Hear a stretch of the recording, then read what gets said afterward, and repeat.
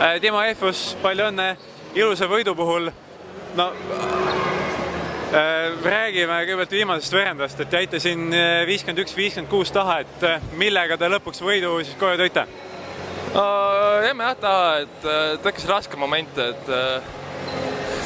oli vist 1-2 lihtsalt pallikaotust ja lihtsalt ei läinud sisse.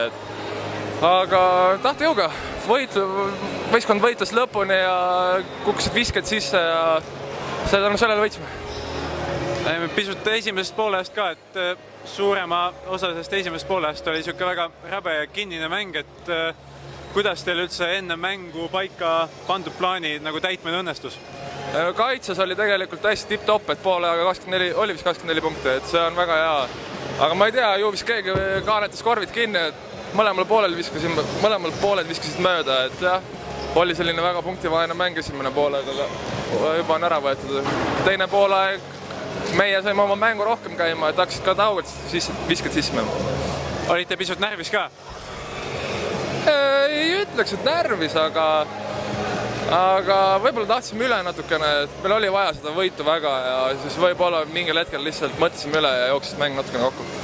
Kas nüüd järgmisele, ütleme siis viimasele 2 alagrupi mängule lähete vastu niisuguse kergema südamega?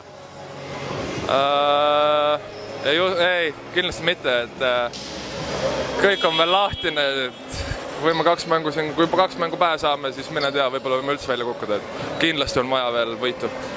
Sinu puhul on ka räägitud pisikesest niisugust vigastusest, et kui suurt panust või sa saad üldse praegu nagu meeskonna edusse aidata, et kas esineb sul mingeid vaevusi või kuidas su tervislik seisund on? Ma arvan, ma jätaks neile enda teada, kuidas mul tervislik seisund on tegelikult, et treeneritega oleme arutanud asja, aga ma üritan anda nii palju, kui võimalik on, et jah, mul teevad teatud asjad valu, aga ma üritan nii palju, kui võimalik võistkond näidata.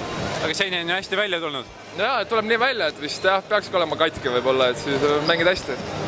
Olgu, aitäh!